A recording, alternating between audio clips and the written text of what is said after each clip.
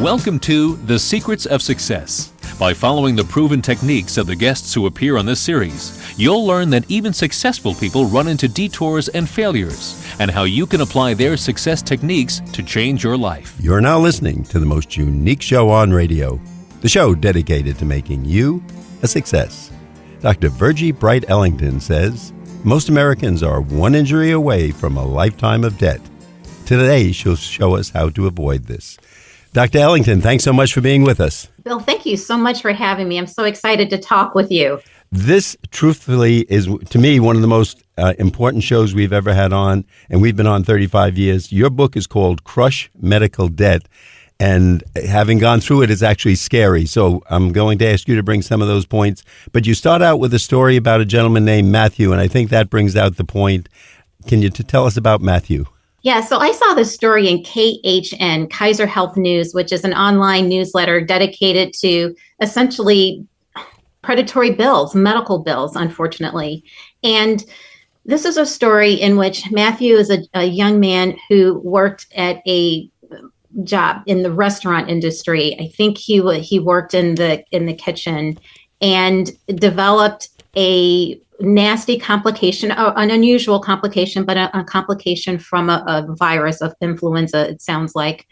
And he developed essentially a heart failure related to the virus called viral cardiomyopathy, a fancy name for saying the virus attacked the heart cells, the heart muscle. It doesn't work so well. It doesn't work well anymore.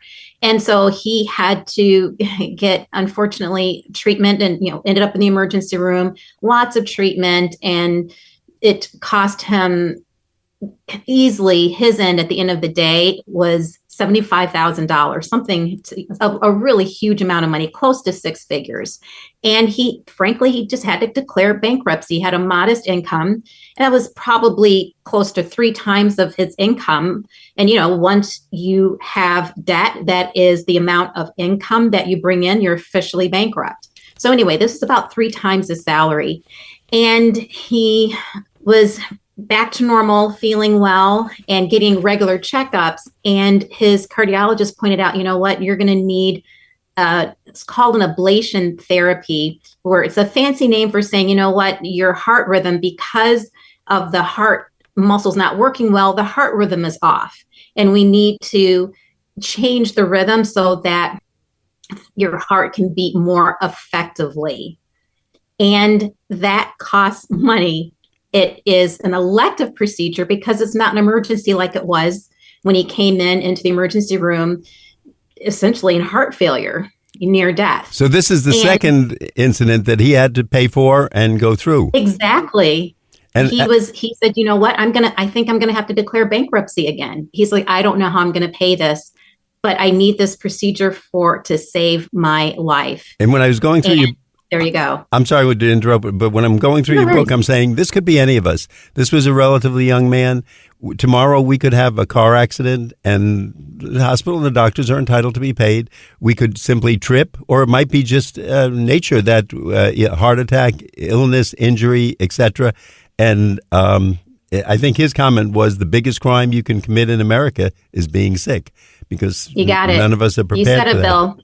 And I think before the show, just to shock our audience, as I was shocked, is this correct? 60% of all bankruptcies are related to medical debt. It's actually really, really horrifically sad, scary, and heartbreaking. The number one, or I should say, America's number one cause of all debt and stress and bankruptcy is medical bills. Yes, the last number I saw was about 60%. And so America's number one cause of debt, stress, and bankruptcy is related to medical bills. And what? No, I'm sorry. I was going to say what's shocking. That number, 60%, that's literally more than 1 out of every 2. We could probably put half the bankruptcy lawyers, and we're not against those people, but they would be out of business without this.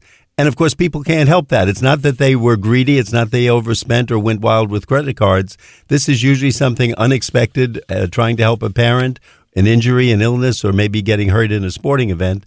And unfortunately, now the family is bankrupt. I say this all the time, Bill. Most Americans are just one accident or serious illness away from a lifetime of debt or worse.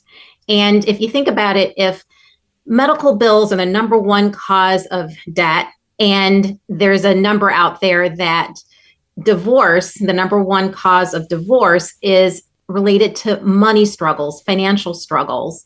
So what you're saying is, Bill, what we're saying is that there's a direct relationship, a direct connection between debt and divorce, between debt and destroyed families.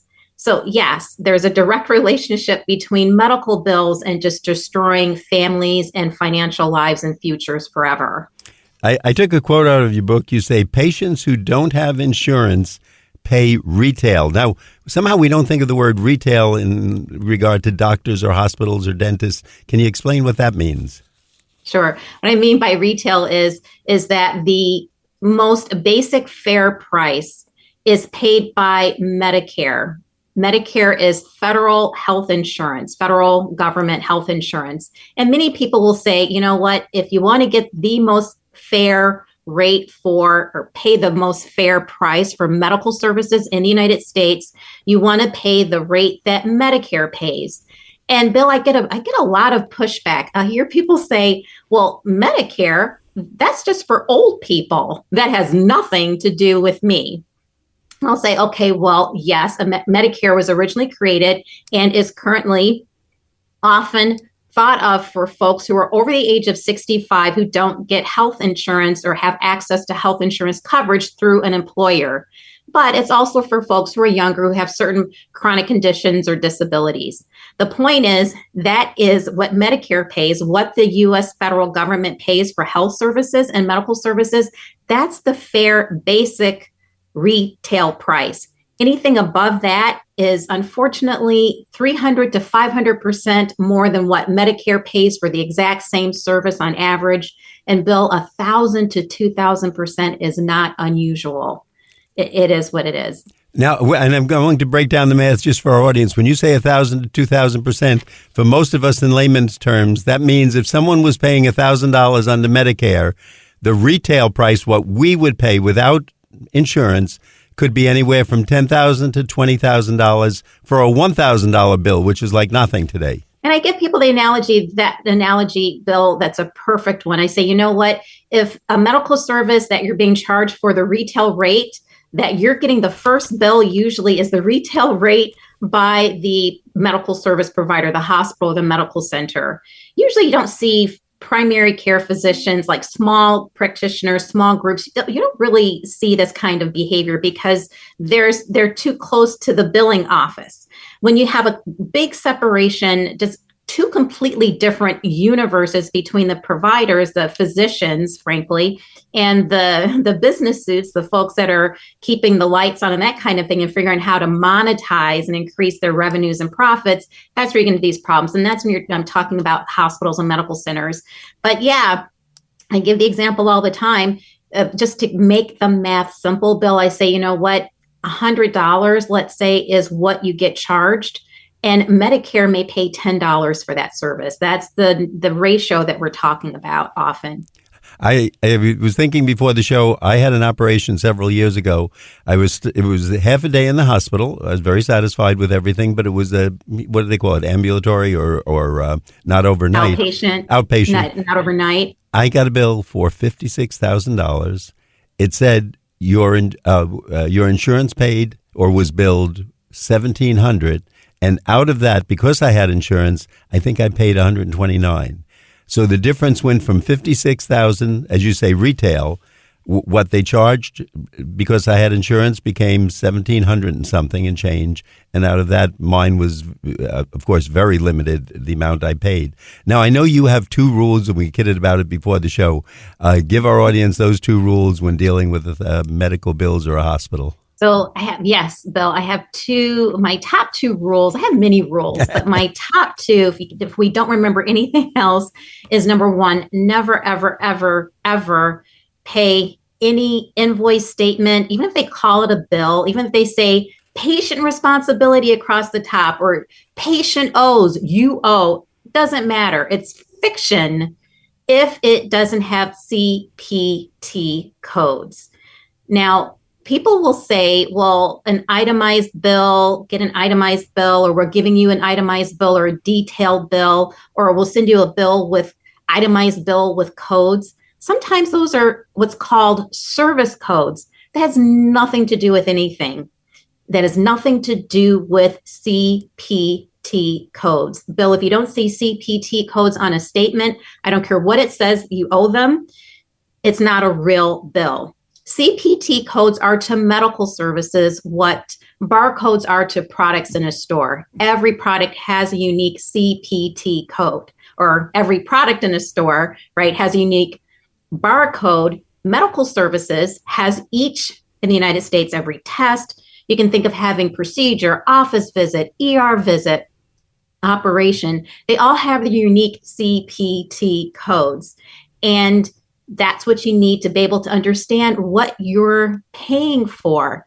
So when they send these codes to insurance companies, when they send a real bill, there's no insurance company that will ever pay any document from a provider that doesn't have CPT codes because they don't know what they're paying.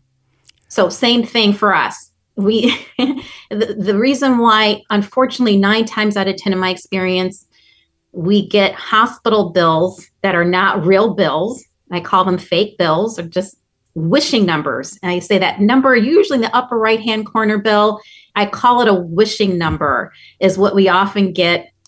And I call it that because they're wishing and hoping and praying we'll fall for it and we'll believe it's a real bill. And we really owe that fantasy number that we talked about, that magical 1,000% more than what the real price is. Dr. Ellington? That's the first rule. I'm going to ask you to hold on to the second one, because at this point in the show, we take a brief break and let our audience know. If you're just tuning in, you're listening to The Secrets of Success on the voice of Nassau Community College, 90.3 WHPC.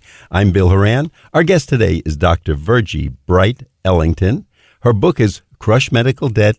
And Dr. Ellington, if people want to know more, and this is something I hope our audience is writing down because we never know when we're going to need it, is there a website where we can learn more about this? Go to crushmedicaldebt.com. And if you go to crushmedicaldebt.com//checklist, you'll get the 3 steps, a reminder of the 3 steps of the only right way to pay every medical bill, any medical bill you receive, for free. Now, I think there was another part that I interrupted you before. I think there were 2 major rules that you had. You said don't pay the bill till we know and have that code on there. And what is CPT codes, not just any code, a CPT code, Bill, because we get tricked too often. They'll have codes on top or something that says services or service codes. No, if it doesn't say CPT or CPT/HCPCS, HCPCS, that's a subtype of CPT code, then it's not a real bill. They can call it whatever they want, but it's not a real bill. Correct. And what is the other one? I think there's something called an EOB. Is that the part 2? Yes, sir. And what does that mean? Rule number 2, never, if you have insurance, never pay any bill until you get the EOB, which is the explanation of benefits. And let me tell you, those explanation of benefits have CPT codes because that's how the providers get paid. So what the EOB is a demonstration of what the bill was sent to your insurance. Now, a claim is a fancy name for a bill from a provider to an insurance company. And a claim or a bill is sent to them. And in response, they'll say, okay, for these CPT codes, we're either going to pay it, or if you're in network, we'll pay our in-network contracted discount price, or we're not going to pay it at all for whatever reason. You will get a statement of what was billed, which is important, those CPT codes, and what was paid for by your insurance company. So that's why you don't pay any bill that's sent to you. Once, even if it has CPT codes on it, don't pay it until you get a copy of the EOB, or you call in your insurance company, the number in the back of your insurance card, and say, hey, did you get a claim for this particular date of service? And if so, often now the insurance companies have EOBs accessible on their website, and they'll direct you to it. or if you're entitled to have it mailed to you by snail mail also. Either way, how you prefer. Now, but never paid until you see it. If we get someone who's just saying, "Oh, I don't have time to do it," or it's much too big or cumbersome, what is the procedure? Do we mail, fax, call? Do we have to go to an agency, or do we just send them a certified letter that says this is a formal demand? No. Apologies, Bill. When you're requesting a real bill with CPT codes from your provider, you're requesting an EOB information of what was billed to your insurance company. I'm thinking of trying to get the records. I guess I might have jumped over one there. If I want to see my medical records, because let's say the explanation of benefits says I had a needle put in me, and I say I don't remember getting a needle that whole day. I did everything else but not a needle or a blood test or something.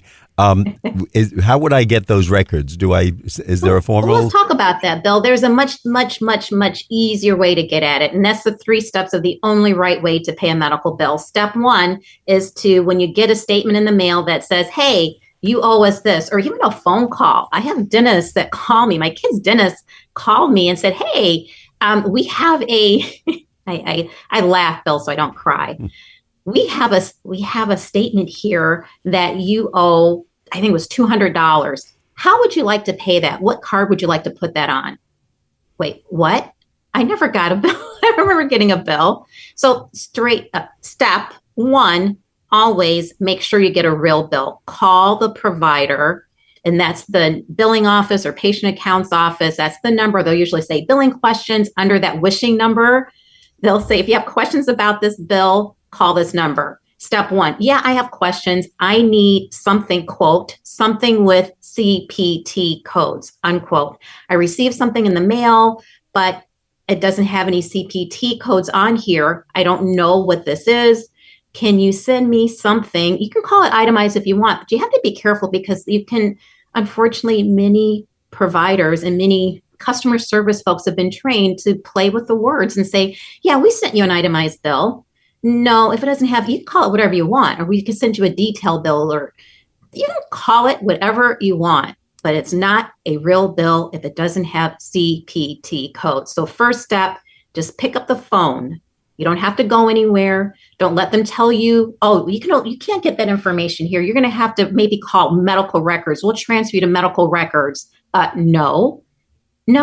If they provided the service by law, by HIPAA, federal law, you have the right to anything that has to do with your care, information that's generated that has to do with your care, including medical records and financial charges related to your care. So that's step 1. I'm sorry to interrupt, but that's the magic words, the HIPAA federal law. And that's yes, HIP. Sir, that's the magic words, because unfortunately, I find that you get the most pushback, Bill, with step 1, which is calling and exercising your federal civil rights as per HIPAA. And people think of HIPAA as the privacy law, and that's actually just an offshoot of the law. The law is actually, HIPAA stands for Health Information Portability and Accountability Act. It was really meant to try to let folks know that they have 100% ownership of their healthcare records, so they can go from insurance to insurance, provider to provider. That's what the law was originally meant to do. And the privacy piece was a side note, and it's become more well known, commonly known as like the privacy information, health information privacy law. It's really your information law. That's a big deal. And I'm going to take something I think I read in your book, and I hope everybody's sitting down because they'll probably fall out of their car window if they're driving. But did I read that something like 90%, 9 out of 10 medical bills have errors in them? Well, this is just so heartbreaking. Then there are many, many statistics. Some say 8 out of 10, some say up to 9 out of 10. Up to 80 to 90% of every medical bill generated in the United States have mistakes. And if you can guess, those mistakes are not going to be in the favor of the patient. They're going to be in the favor of the provider. And if you have insurance, the insurance plan, the insurance company. Yes, sir. You got it. Dr. Ellington, again, before we go further, I'd like to take a brief break and let our audience know. If you're just tuning in, you're listening to The Secrets of Success on the voice of Nassau Community College, 90.3 WHPC. I'm Bill Horan. Our guest today is Dr. Virgie Bright Ellington. She's a medical doctor, and she's written a book called Crush Medical Debt. This is a short book. It's really right to the point. It's meat and potatoes all the way through. And when you hear the statistics about 90% errors, I think you definitely want to have this book handy, because these are significant numbers you're paying out, and it might be in the thousands of dollars, and it might be just the cause of a bankruptcy, sadly, as Dr. Ellington told us. Dr. Ellington, can you give us that website where we can find out more? crushmedicaldebt.com. And if you go to crushmedicaldebt.com/checklist, you get a checklist, download for free, the 3 steps of the only right way to pay a medical bill to make sure you're not taken advantage of with the 8 to 9 times out of 10 mistakes that are not going to be in your favor. And probably I'd say the top cause and reason why medical bills are the number one cause of debt and bankruptcy in the United States. Now, Dr. Ellington, how about, what do you recommend to, let's say, a small business owner, a plumbing company, law firm, architects? They might have 5, 7, 9 people, maybe up to 20 people, but that's still pretty small. How do they go about, is there an avenue you recommend to them to protect themselves with medical insurance? Absolutely. Thank you for pointing that out. So a small business is the backbone of this country, really. And the law, there's a federal law that requires that if you have more than 50 people that are employees, that you have to offer them some kind of group health insurance. But most of or many, I'd say, of the businesses in the United States are much less than 50 folks, like you said, Bill. This is really important that you and all of your team members, your workforce, your employees, that everyone under which your insurance group health plan is covered, do the 3 steps of the only right way to pay a medical bill, because, like I said before, it's one of the reasons these mistakes, 8 to 9 times out of 10, these mistakes are the reasons why most Americans, and those of us with great insurance, are just one accident or illness away from a lifetime of debt. So I really, really want folks that run a small business, that work for a small business, it's because you have fewer people over a number of people to carry that risk. You have one person that has a horrible accident or a serious diagnosis with a malignancy, a cancer diagnosis, that can just really jack up the health insurance premium rates and make it unaffordable for a small business person to provide health insurance for coverage of any sort for their team members, their workforce, their employees. So it's critical. The smaller you are, if you're self-employed, if you have a small business and you want to protect your team members, you've got to do the 3 steps of the only right way to pay every medical bill to protect you and yours. And is there any kind of co-op that the smaller businesses can join to kind of share that or spread the risk or anything like that? So there's not co-ops per se, Bill. The one of the things that the ACA, the Affordable Care Act, or some people call Obamacare, or the federal marketplace, that was to try to decrease the cost for and increase accessibility for even small providers and individuals, not providers, Bill, small employers and individuals. And it's still, unfortunately, often too prohibitive. The premiums, monthly premiums, are often too prohibitive, even with the insurance plans that participate in the federal marketplace or the ACA or Obamacare. So what I tell people to do is a couple of things. Just make sure that you have at least some kind of catastrophic, if you're age 29 or younger, you can get catastrophic coverage through the ACA, through the federal marketplace. But those of us that are above 29 and holding, I call it, then think of just at least get critical illness insurance and what's called direct primary care coverage. And what that does is, for like a low price, monthly price, and instead of like a premium of several $100s like you get with regular insurance or individual insurance outside the marketplace, with direct primary care plans, you pay like $70 a month for an individual, and you pay for visits. You were told in advance God forbid, if you have to have an x-ray done, the x-ray will cost you. So you have access to direct primary care, and you're just not out there flapping the breeze. But let's say it's something more than just a cold that's lasted for more than 3 weeks. And I tell folks, if a cold has lasted for more than 3 weeks, it's not a cold. It's either was never a cold, or it started out as a cold and now it's bronchitis, or it's allergies, allergic rhinitis. But if you need something, God forbid, more than that, then the critical illness insurance will pay out if you have certain diagnoses, accidents, or that require hospitalization, or they even have some insurances that are critical illness insurances if you have a history of malignancy, that are just to cover you and pay out for care if you're related to your treatment is related to a cancer diagnosis. So I tell people, if you can't do the federal marketplace, please don't go without insurance. Find a direct primary care program or plan and combine that with a critical illness policy. The number one thing we can do when we're young and beautiful in our 20s and 30s, and any age really, is to go without health insurance, catastrophic coverage, essentially. And how about, real quick, children, are they covered under the parents' policy, and to what age, if they go off to high school, college, or trade school or something? Excellent. By federal law, as the ACA, the Affordable Care Act, requires that children of parents who have insurance plans can stay on their policy until age 26. When they hit age 26, they age out. However, if you can't afford, I can't afford, let's say, definitely I can't afford federal marketplace insurance. I can't find a direct primary care concierge practice near my home. And with critical illness insurance, what do I do? And I don't qualify for Medicaid. Let's say you apply for Medicaid and your income rather is still too high.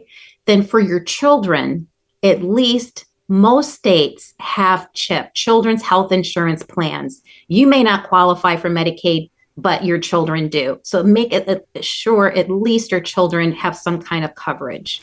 Dr. Ellington, again, this is so important. I want our audience to know, and it's a brief book. It's the kind that this is almost like a manual that you'd want to have around. Crush Medical Debt. It's a bright yellow cover with red writing. It'll stand out. It's by our guest, Dr. Virgie Bright Ellington. Dr. Ellington is obviously a medical doctor, but she sounds like a lawyer as she's telling us some of these things today, which is great.